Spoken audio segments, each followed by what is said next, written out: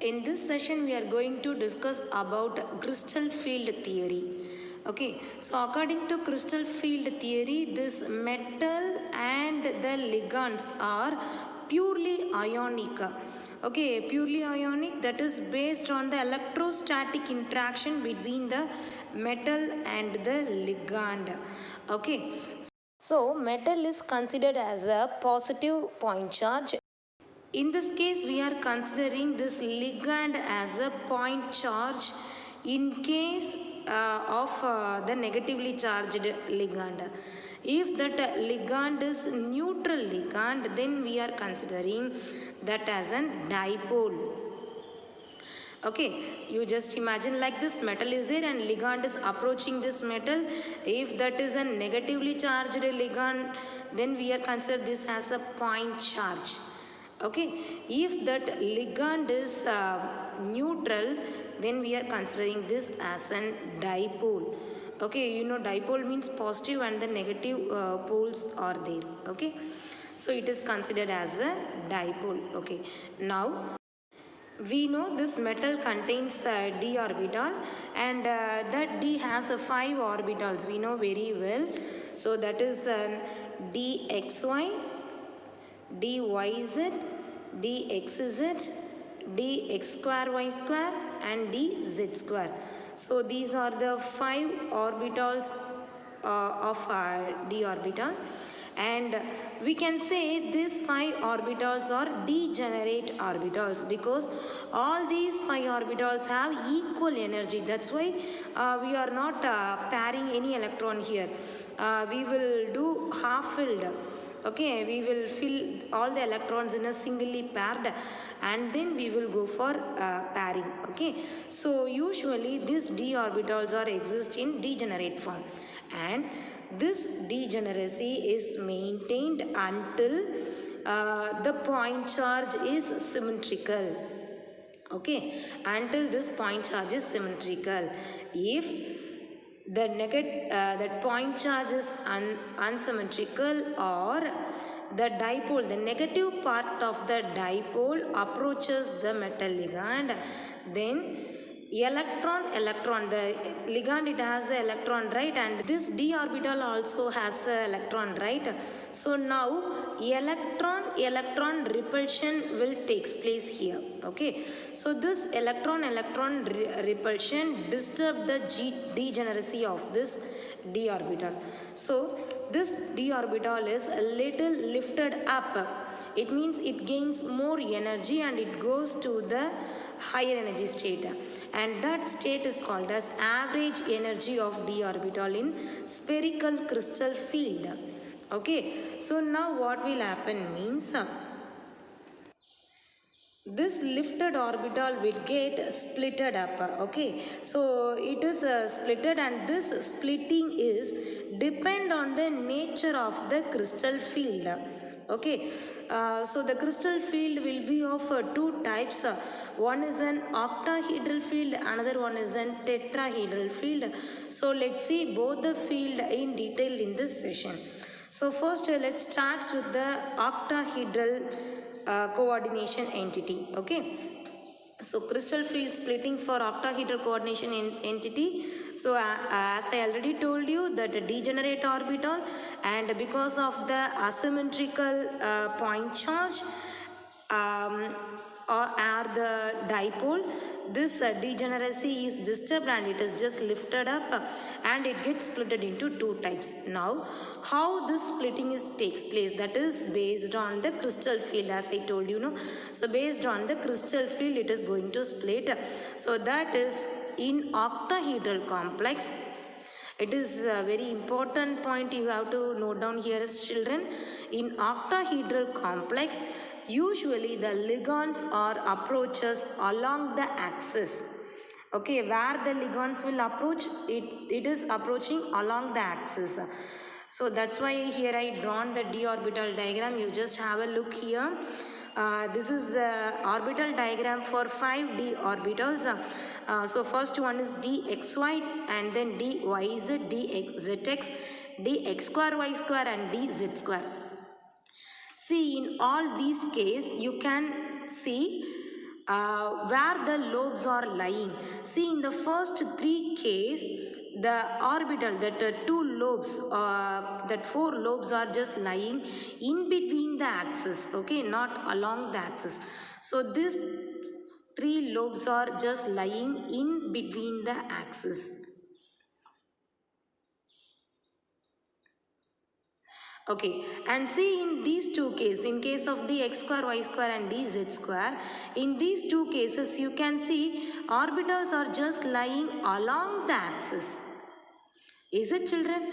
So here orbitals are just lying along the axis, and in the first three cases it is lying in between the axis. That why this 5d orbital is split into 3 and 2 parts. Okay, now the next thing, just now I told you, in octahedral complex ligands are approaching along the axis, right?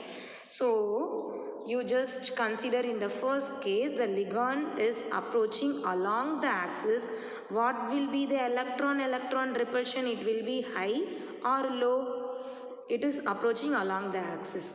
And see, in this case d orbital electrons are lying in between the axis. So here electron repulsion will be minimum, right? So in the first three case, dxy, dyz and dzx, in the first three case, when the ligand is approaching along the axis, electron repulsion will be minimum. But in case of dx square, y square and dz square, here already the lobes are along the axis. It means electrons are present along the axis. Once again the ligand electron also coming along the axis. What will happen? Here electron repulsion will be maximum. So these two orbital gains more energy and it goes to the excited state, and because of that minimum electron repulsion, these three d orbital will attains a lower energy state. Okay, so according to spectroscopy, so this everything is experimentally determined using the spectroscopic methods. Okay, so according to spectroscopy, the lower energy orbital dxy, dyz and dzx are considered as T2G set, and the higher energy orbitals dx square, y square and dz square are considered as EG set. So it is split up into two sets. Okay, so after this I hope you all clear. And now you can ask how this may lose or gain energy. Whether see, it is comes to the lower energy state, so it means either this orbital lose its energy where that energy is went, and it is this EG set goes to the higher energy state, and from where this set gains energy. So you may ask questions like this. But if you see the average energy difference between these two, that will be equal to the average energy of the d orbital in spherical crystal field.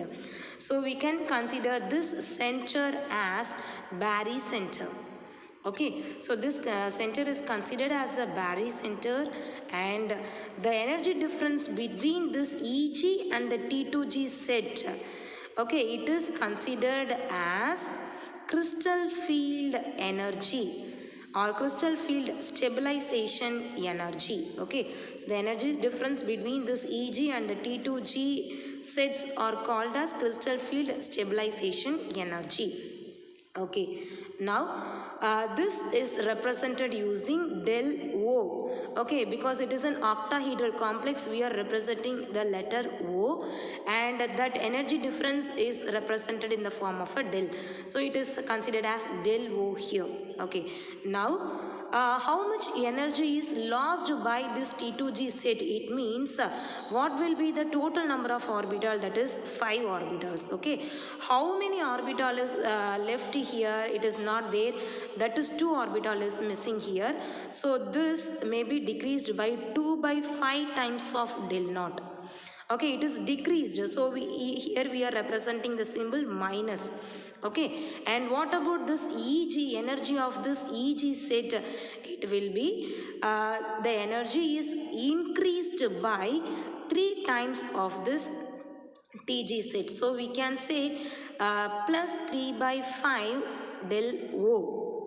Okay, or we can write 3 by 5 value will be 0.6, right? So we can write Eg is equal to plus 0.6 del O. And T2G is equal to minus 0.4 del O. So this is the crystal field stabilization energy. Now this del O value, that is crystal field splitting energy value, is depend on the ligand and the charge on the metal. Okay, if the ligands are able to produce a strong field, okay, if the ligands are able to produce a strong field, then what about the splitting? The splitting will be greater.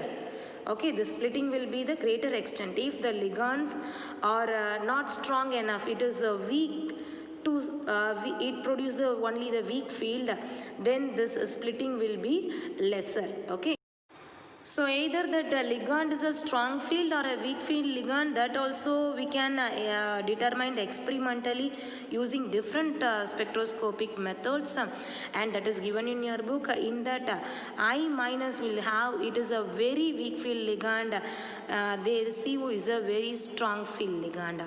Okay, I minus, Cl minus, F minus are weak ligand, and ammonia, okay, ethylene diamine, cyanide, these are strong field ligands.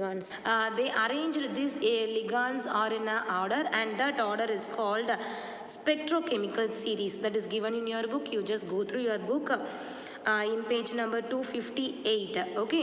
Okay, now based on this ligand field, the arrangement and the electronic configuration of this octahedral complexes takes place.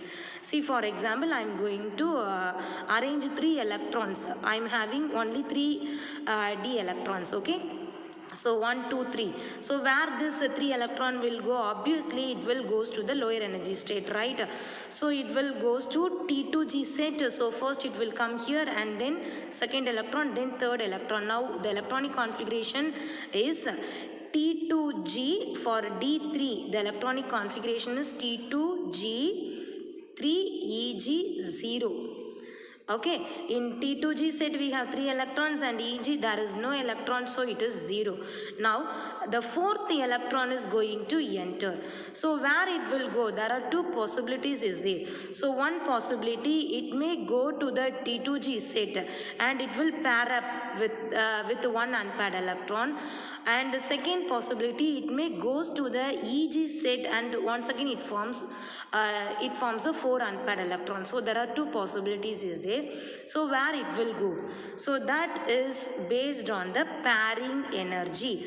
So here we are going to discuss about 2 types of energy. One is an pairing energy and another one is an crystal field splitting energy.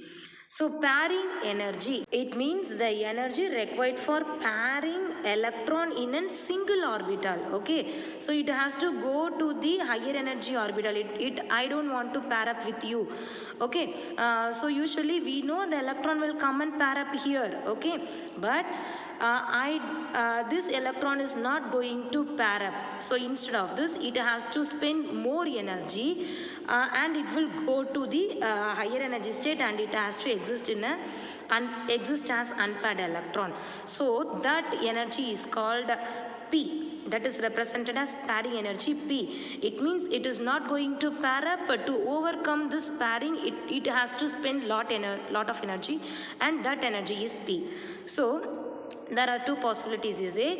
If the pairing energy is more, okay, it has a more pairing energy, it means more energy, it will give to this T2G orbital, and it goes to the EG set, and it can exist 1 electron there. If the pairing energy is more, it means the electron will not come to TG set, okay, T2G set. Instead of this, that electron will goes to the EG set and it left unpaired because it has more pairing energy. So it gives some energy to this orbital. I am not going to pair up. I will go to the higher energy state, like that it will say, and it go to EG set. Okay. So now the electronic configuration will become, if it is a D4, I said no, two possibilities is there. So the first possibility, if the pairing energy is more than crystal field splitting energy, okay, than this del naught value, it will go to the EG set. One electron will go to the EG set. Already 3 electrons is there. Okay, so the electronic configuration for D4 will be T2G3 EG1. Okay, what about D5 in the same case? So that will be T2G3, 3 electrons will be there, and that 2 electrons, these 2 electrons is not going to pair up with T2G set because here pairing energy is more. So it will go up to EG set and this forms EG2. Okay, so the configuration for D5 will be vary. Okay, like in the same way D6. Okay, T2G3. Okay, and EG2, where that last 6th electron will go, now it goes to pairing. It will go for pairing. So this will be 4. Okay, and D7, that will be T2G5 EG2. Okay, and now the second possibility, we just discussed about only the first possibility, that is if the pairing energy is more, what will happen? Okay, if the second case, the pairing energy is less than the crystal field splitting energy. So if the pairing energy is weak, then that 4th electron will not enter into the EG set because it is less than this crystal field splitting.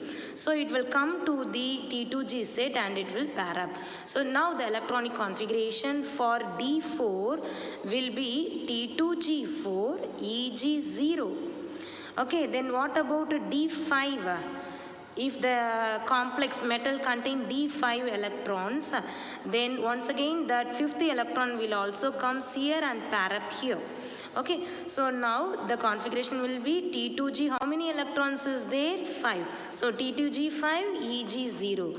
And for D6 it will be T2G6 EG0. And then only for D7 it will go for higher energy state. Yes, this is about the octahedral complex. Did you all understand this, children? Okay, next let's see for the next type of complex, that is tetrahedral complex. In tetrahedral complex, the ligands are approaching between the axis, in between the axis. So this is a point you have to note down, children, very important one. In octahedral complex, ligands are approaching along the axis. So it will be splitted into T2G will gains a lower energy, whereas because of the electron-electron repulsion, this EG orbital will goes up, right? But in case of tetrahedral, it is directly reverse because here it is not along the axis. In this case, these electrons or ligand electrons are approaching in between the axis.